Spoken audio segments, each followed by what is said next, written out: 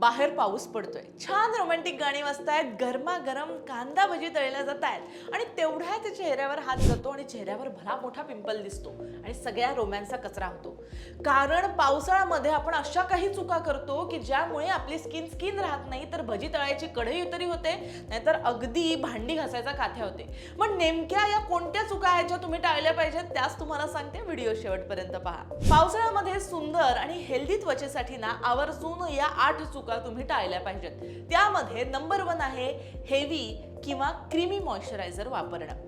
हवेमध्ये ना आधीच खूप जास्त दमटपणा असतो आणि अशामध्ये हिवाळ्यासारखं तुम्ही हेवी किंवा तेलकट असं मॉइश्चरायझर लावलं तर तुमचे पोर्स बंद होतात, चेहरा जास्त चिकट होतो आणि त्यामुळे क्लॉग पोर्स होऊन पिंपल्स येऊ शकतात.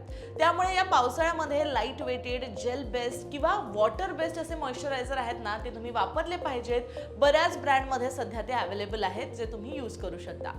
पुढे म्हणजे ढगाळ वातावरणामुळे सनस्क्रीन न लावणे. पाऊस पडतोय, ऊन तर नाहीये, मग सनस्क्रीन कशाला? ही सगळ्यात मोठी चूक आपण पावसाळ्यात करतो.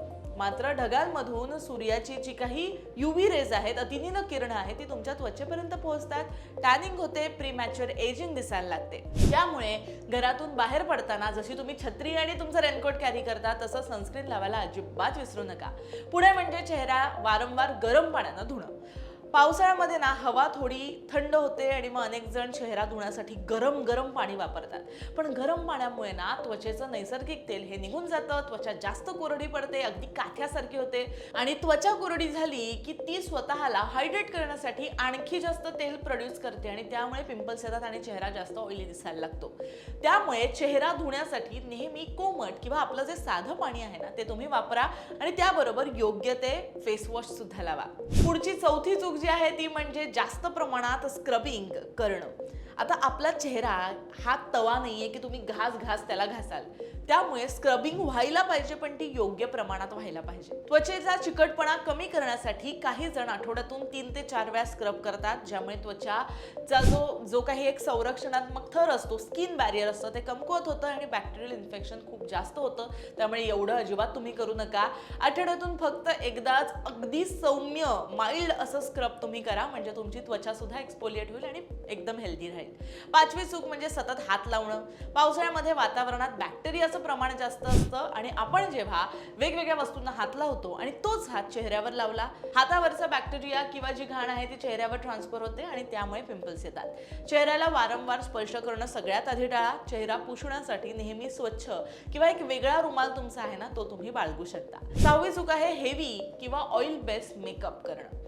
ती म्हणजे पावसाळ्यामध्ये heavy foundation, concealer, oil based makeup products हे लावून अजिबात बाहेर पडू नका. कारण हवेतलं जे ह्युमिडिटी आहे ना, ती मेकअप सगळा वाहून जातो आणि शिवाय तुमच्या त्वचेचे जे ॲक्नेज आहेत ते सुद्धा येऊ शकतात, ब्लॅक हेड्स येऊ शकतात, कारण क्लॉग पोर्स जास्त होतात.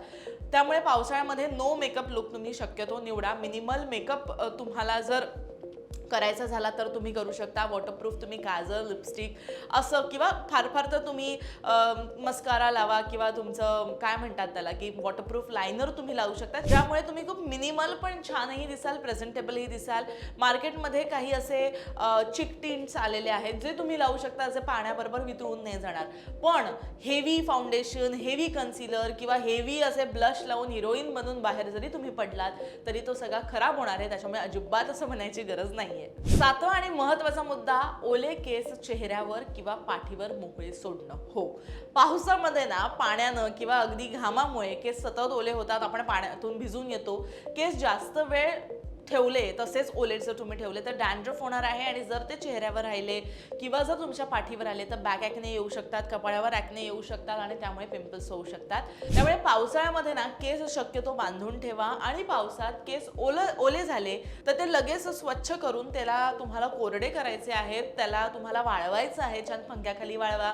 गरज पडली, जास्त ओले असतील तर त्याला पहिले आपल्या नॉर्मल पाण्याने धुवा आणि त्यानंतर हेअर ड्रायर जर असेल तर हेअर ड्रायरनी तुम्ही कधीतरी तो हेअर ड्रायर वापरू शकता, जेणेकरून तुमचे केस असे दमट राहणार नाही, त्याला वास येणार नाही आणि डॅन्ड्रफ तयार होऊन तो डॅन्ड्रफ चेहऱ्यावर ट्रान्सफर झाल्यामुळे चेहऱ्यावरती कुठल्याही प्रकारे त्रास होणार नाही किंवा प्रॉब्लेम्स येणार नाही. त्यानंतरची सगळ्यात मोठी चूक आणि शेवटची चूक जी आपण करतो ती म्हणजे पाणी कमी पिणं.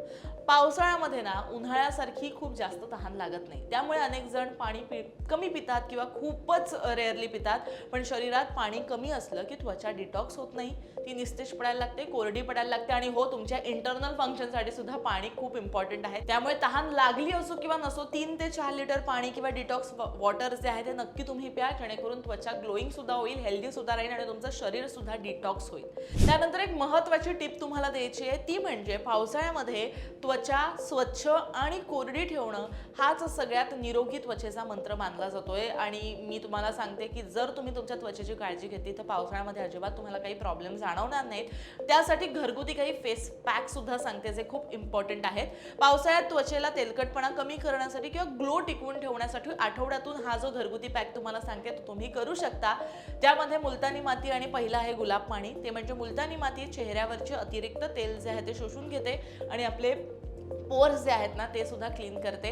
दुसरं म्हणजे कडुलिंब आणि हळदीचा पॅक.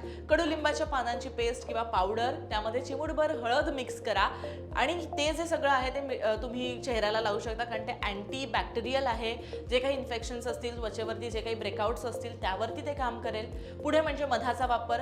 त्वचा थोडी ड्राय झाली असेल तर थोडं मधामध्ये लिंबू टाकून त्या चेहऱ्याला लावा.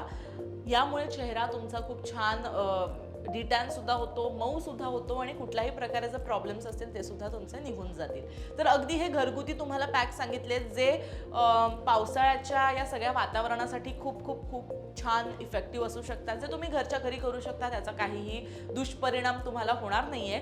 बाकी पावसाळ्यामध्ये अशा प्रकारे तुम्ही जर तुमच्या त्वचेची काळजी घेतली तर तुम्हाला काहीच त्रास होणार नाहीये. ज्यांची ॲक्ने प्रोन स्किन आहे, ज्यांना सतत स्किनवर काही ना काहीतरी प्रॉब्लेम्स येत असतात, त्यांनी एकदा तुमच्या त्वचारोग तज्ज्ञांकडे जाऊन तुमचे जे काही प्रोडक्ट्स आहेत, म्हणजे मॉइश्चरायझर असेल किंवा तुमचं फेस वॉश असेल, ते तुम्ही त्यांना विचारा आणि मग ते तुम्ही लावा. जर ही काळजी तुम्ही घेतली तर पावसाळ्यामध्ये तुम्हाला काहीच त्रास होणार नाही आणि तुमची जी काही ब्युटी आहे ती सुद्धा टिकून राहील. त्यामुळे पावसाळ्यातला हा रोमॅन्स आणि ही ब्युटी टिकवून ठेवायची असेल तर पहिले खूप सुंदर स्वतःच्या त्वचेची काळजी घ्या, निरोगी राहा, भरपूर पाणी प्या आणि पावसाची सुद्धा मजा घ्या.